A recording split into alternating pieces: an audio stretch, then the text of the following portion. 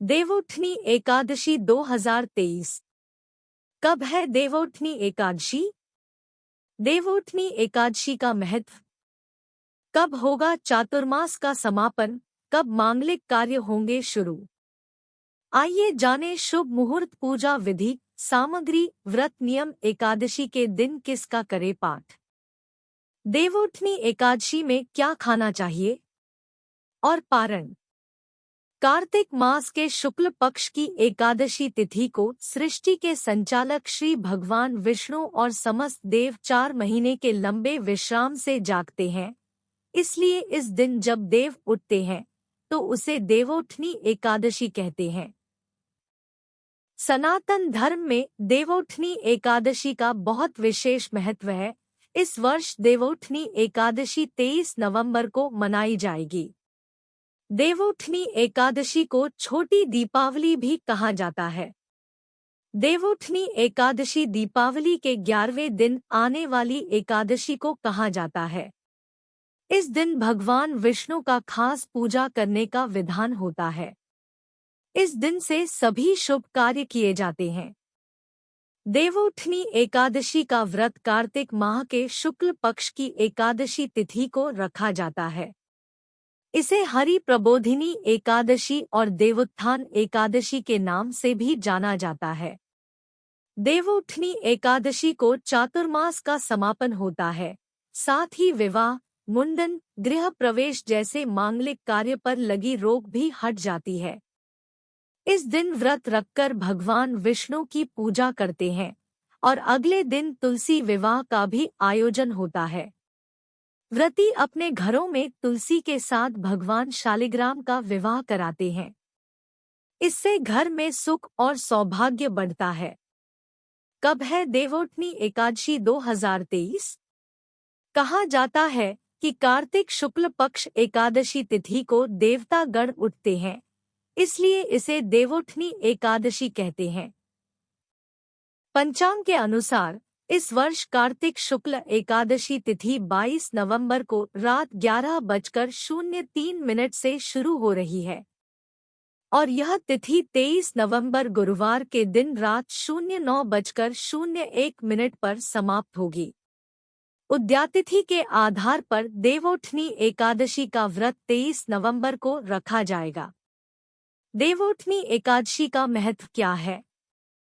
देवउठनी एकादशी के दिन भगवान विष्णु 4 माह की योग निद्रा से बाहर आते हैं। उसके बाद वे फिर से सृष्टि के संचालन का दायित्व भगवान शिव से प्राप्त करते हैं। कहा जाता है कि देवउठनी एकादशी को भगवान पाताल लोक को छोड़कर वापस अपने वैकुंठ धाम वापस आ जाते हैं।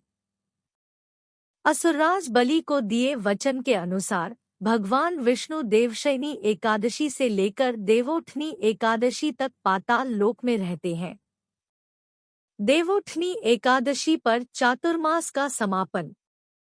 देवउठनी एकादशी के दिन चातुर्मास का समापन हो जाता है क्योंकि भगवान विष्णु योग निद्रा से बाहर आ जाते हैं। उस दिन से विवाह, मुंडन, सगाई, गृह प्रवेश जैसे शुभ कार्य प्रारंभ हो जाते हैं। उस दिन से इनके लिए शुभ मुहूर्त देखे जाने लगते हैं। देवउठनी एकादशी 2023 पर बनेंगे 3 शुभ योग। 23 नवंबर को देवउठनी एकादशी पर 3 शुभ योगों का निर्माण हो रहा है। उस दिन रवि योग सुबह 6:50 बजे से शाम 5:16 बजे तक है। सर्वार्थ सिद्धि योग शाम 5:16 बजे से अलगे दिन सुबह 06:51 तक है। वहीं सिद्धि योग दिन में 11:54 से अगले दिन सुबह 09:05 तक है। देवउठनी एकादशी पूजा कैसे करें? देवउठनी एकादशी के दिन सुबह जल्दी घर में साफ सफाई करें। पूजा करने के लिए चौकी पर भगवान विष्णु की तस्वीर या मूर्ति को स्थापित करें। इसके बाद पूरे विधि विधान के साथ पूजा करें। भगवान विष्णु को चंदन और हल्दी कुमकुम से तिलक लगाएं। घी का दीपक जलाएं और प्रसाद भी चढ़ाएं। प्रसाद में तुलसी की पत्ती जरूर डालें। पूजा में व्रत कथा पढ़े और भोग लगाकर आरती करें। व्रत पारण अगले दिन सात्विक भोजन के साथ करें।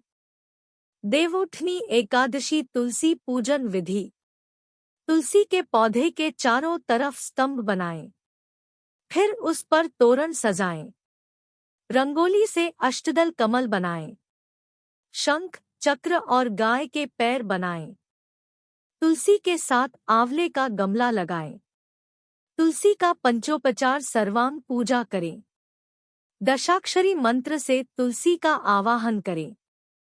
तुलसी का दशाक्षरी मंत्र श्री हरि क्ली ऐ वृंदावन्य स्वाहा।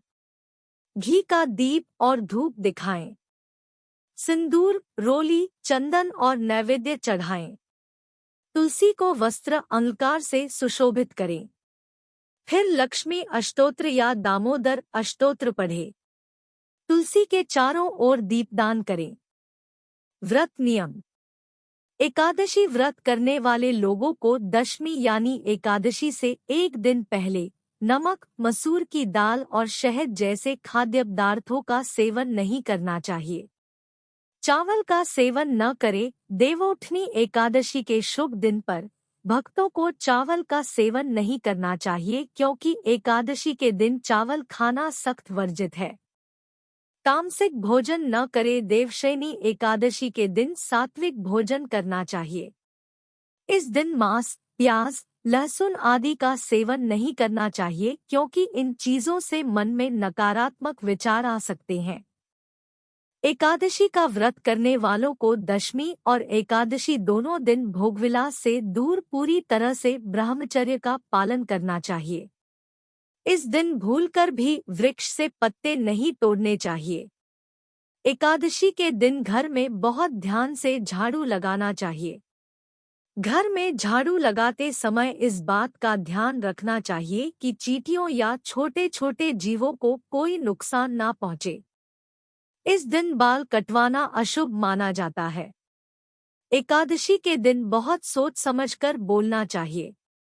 इस दिन किसी का दिया हुआ अन्न नहीं खाना चाहिए।